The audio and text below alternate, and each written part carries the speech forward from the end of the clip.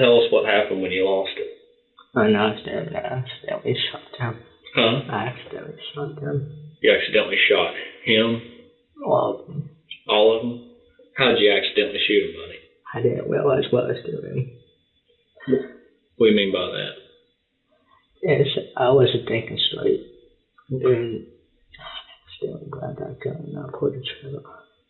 This was 16-year-old Gavin Smith on December 13th, 2020. He was brought in for questioning by detectives from Kanawha County in connection with the murders of his 4 family members. As the interrogation proceeded, detectives learned how Gavin remorselessly carried out the horrific act, shooting his parents and 2 younger brothers in the head. It was genuinely shocking how a 16-year-old could be capable of such a demonic act. But why did he do it? What could have driven a mere 16-year-old boy to kill his entire family? Gavin lived with his mother, Risa Mae Saunders. Stepfather Daniel Dale Long and 2 younger brothers, Gage Ripley and Jameson Long, are in their Cemetery Hill Drive home in Elkview, Kanawha County, West Virginia. Gavin and Gage attended school online while their parents, Risa and Daniel, took care of the house and ran daily errands. Due to spending so much time together confined in the house, tensions had started to rise, leading to arguments between Gavin and his parents.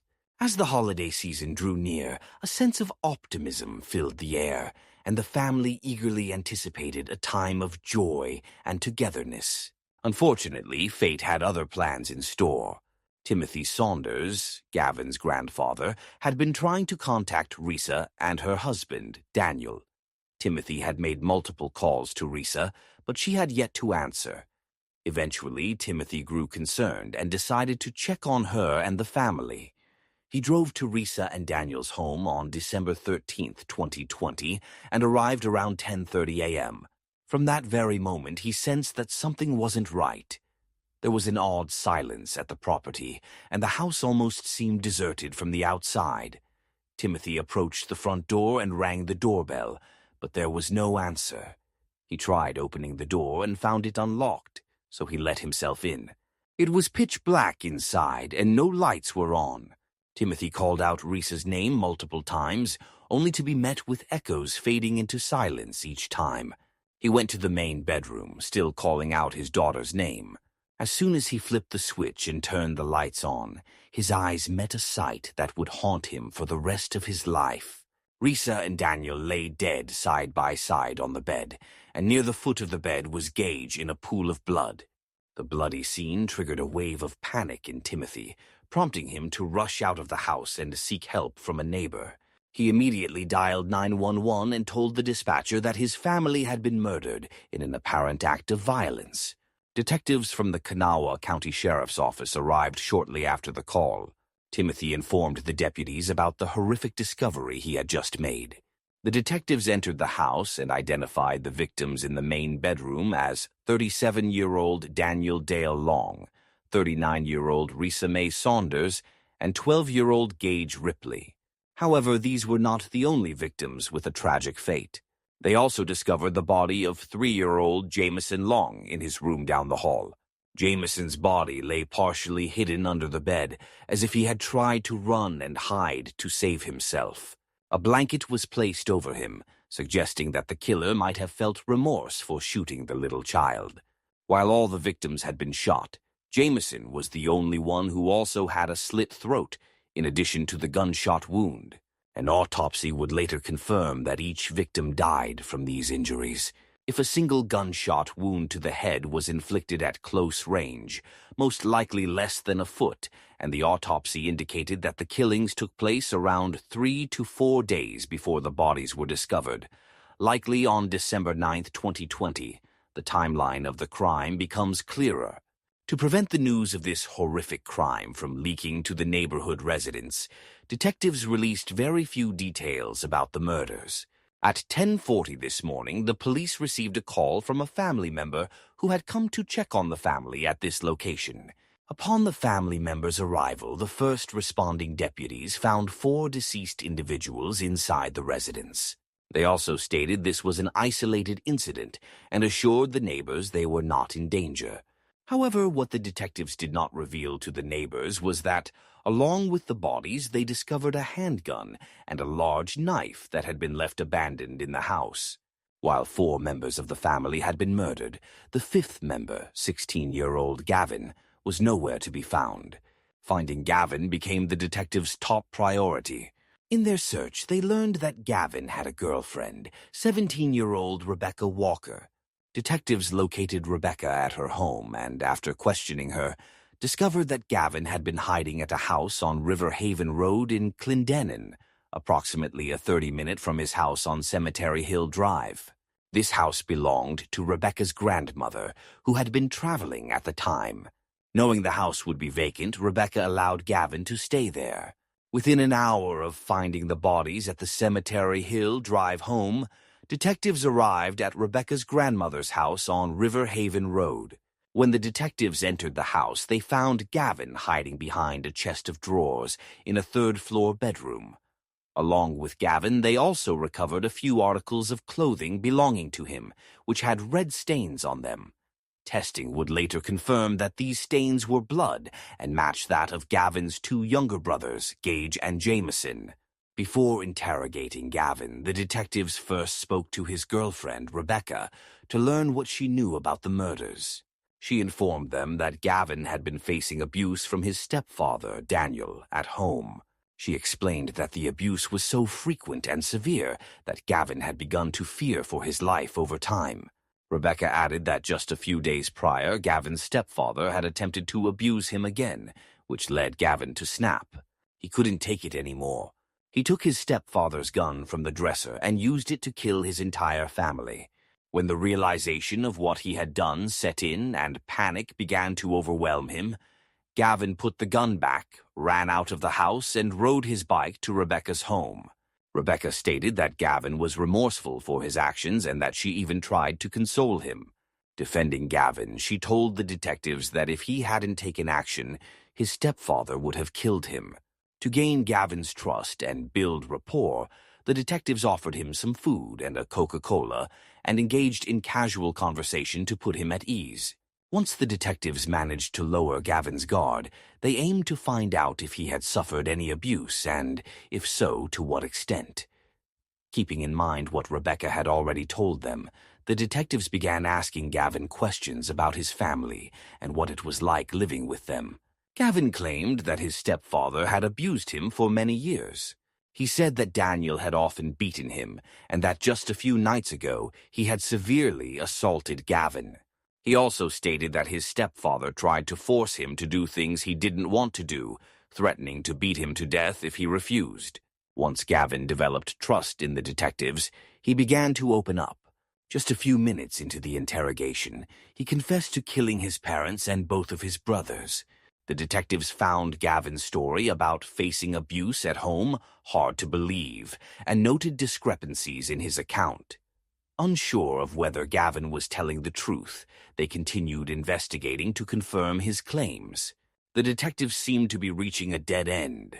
Did Gavin kill his entire family because of the abuse he faced, or was there something he was hiding? Sticking to his story of being abused by his father, Gavin detailed to the detectives how he carried out the murders. Harboring deep resentment toward his parents and consumed by rage, Gavin put his plan into action on the night of December 9th, 2020. On the day of the murders, Gavin and Rebecca had been messaging each other. As night fell and his entire family prepared for bed, dark thoughts brewed in his mind. He made a FaceTime call to Rebecca and informed her of his intentions. She supported him and encouraged him to follow through with his plan. Gavin retrieved Daniel's handgun from the dresser and proceeded to the main bedroom, where Risa and Daniel slept. With the gun aimed at Daniel, Gavin approached until he was at close range and fired, shooting Daniel in the head. The loud gunshot woke Risa, and before she could fully grasp what was happening, Gavin fired again, killing his mother with a shot to the head. Gage, Gavin's 12-year-old brother, was in his room trying to sleep when the commotion woke him. Disturbed by the noise, he went to check what was happening. When Gage reached his parents' room, Gavin had already found a hiding place. Seeing the gruesome sight of his parents covered in blood, Gage panicked. Before he could react, Gavin reappeared and shot him in the back of the head. Gavin then returned to his room and FaceTimed Rebecca again, informing her that he had completed the murders. Shaking and panicking, he was comforted by Rebecca, who tried to calm him down. The only family member left was Gavin's youngest brother, 3-year-old Jameson. After murdering his entire family in cold blood, Gavin fled his house and hid in the woods for a few hours. Later, he went to Rebecca's place, where she helped him hide at her grandmother's house on River Haven Road. Gavin remained there for 4 days until the detectives arrived and took him into custody on December 13th, 2020. Even though the detectives knew what Gavin had done that night, one thing remained a mystery: his motive. The true motive was revealed when detectives uncovered the complete history of text messages exchanged between Gavin and Rebecca. As the interrogation continued, detectives sought to understand the nature of Gavin and Rebecca's conversations. Recovering text messages from their social media accounts was crucial to the investigation, as it could help determine whether the teenage couple was telling the truth. Gavin described how he and Rebecca communicated and even shared information about his social media account with the detectives. During the interrogation, he explained how they used to stay in touch, such as through Google Duo and other messaging platforms. Despite meeting only a few weeks before the COVID-19 lockdown in the spring of 2020, court documents revealed that the teenage couple had exchanged over 15,000 pages of Facebook messages. This extensive communication history was accessed using Gavin's social media login information to the detectives during the interrogation. They could log into his accounts and successfully recover most of the messages exchanged between Gavin and Rebecca, while keeping them hidden from his parents. Additionally, there were records of hundreds of hours of voice and video calls between the couple. Even though Gavin maintained that he acted in a fit of rage and murdered his family after months of abuse from his stepfather, the messages told a completely different story. It turned out that Gavin had been struggling with his family because his parents disapproved of Rebecca and forbade him from seeing her. They acted on this disapproval and restricted his contact with her, even installing door locks to prevent him from escaping the house. Furthermore, while there was no evidence that Daniel abused Gavin for his gratification, it was confirmed that Gavin lived in a rigorous and hostile environment at home, complete with a padlock on the refrigerator and limited access to food for him and his brothers. Gavin also served as the primary caretaker for his younger brother, Jameson, with whom he shared a close bond. Under close observation, Gavin could not act freely, but stayed in touch with his girlfriend through secretive calls and text messages. However, they needed more. Their desire to spend time together grew stronger as they discussed how much easier it would be if Gavin's parents, especially Daniel, weren't around to interfere. Over time, these discussions transformed from mere resentment into pure hatred and malice toward Gavin's parents. All Gavin needed was a nudge, and that final push came from his beloved girlfriend, Rebecca. She urged him to take action to resolve their situation so they could be together. Eventually, Gavin agreed, and around December 6, 2020, he devised a plan to murder his family in cold blood. He fabricated a story that his stepfather, Daniel, had been abusing him for months, and to escape further suffering, he decided to kill his family. With Rebecca entirely on board with the plan, Gavin believed he could evade the law using this fabricated story and live happily ever after with her. However, she broke down when the detectives confronted Rebecca with the information gathered from the text messages. Faced with the undeniable truth, she had no choice but to confess everything. Rebecca revealed that she wanted to spend time with Gavin and be close to him, but Gavin's parents made even phone conversations challenging. She never understood why Risa and Daniel hated her so much. Desperate to be with Gavin, Rebecca had vaguely suggested eliminating his family, admitting that she might have added fuel to the fire already burning inside him. With the truth now exposed, Gavin and Rebecca were taken into custody. While Gavin was held on bond pending trial, Rebecca's court proceedings occurred in 2021. During her trial, it was revealed that not only did Rebecca know about the murders, but she also chose not to report the crime to authorities. Instead, she assisted Gavin in his escape and helped conceal details about the murders. Rebecca's actions made her an accessory to the crimes. The prosecution presented evidence that she had been aware of Gavin's intent to commit the murders for up to a month before he acted. Rebecca's defense attorney, Robbie Long, argued that she had endured a traumatizing past which made her susceptible to influence. The defense contended that Rebecca had been manipulated by her boyfriend, Gavin, leading her to sympathize with him and his actions. During her hearing, Rebecca attempted to read a letter she had written to acknowledge her mistakes and express remorse.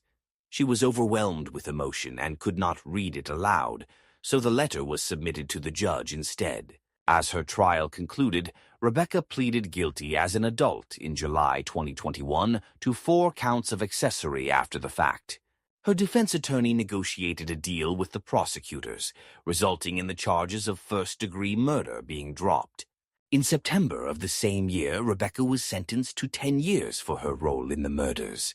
Chief Deputy County Prosecutor Don Morse stated that Rebecca received a deal because the state believed Gavin had manipulated her to some extent. Gavin's trial was delayed due to his juvenile status at the time of the murders. The trial commenced on Monday, December 5, 2022, with Judge Kenneth Ballard presiding. Gavin faced charges of 4 counts of first-degree murder and 4 counts of using or presenting a firearm. The trial focused not on whether Gavin committed the murders, but on why he did so. In addition to taking the plea deal in September 2021, Rebecca agreed to testify against Gavin in exchange for a reduced charge. Rebecca testified that Gavin was having a rough time at home. He disliked being told what to do and resented the restrictions on his activities, including the time he spent with her. She explained that their relationship's lack of freedom and constraints significantly contributed to the tragic events. She added that, despite being on a video call with Gavin that night, it was almost pitch black in his house, and she didn't see what happened.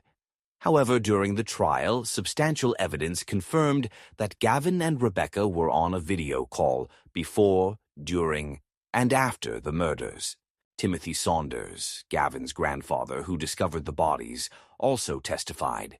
He recounted how he entered the bedroom, turned on the light, and saw the grim scene. When asked if he realized what he had bumped into, he confirmed that turning on the light revealed the bodies, including Gage. The defense acknowledged that Gavin had indeed killed his family, but argued that the murders were a result of the severe abuse he suffered at home. They detailed the harsh conditions Gavin faced, including a padlock on the back door of the house, which further trapped him inside.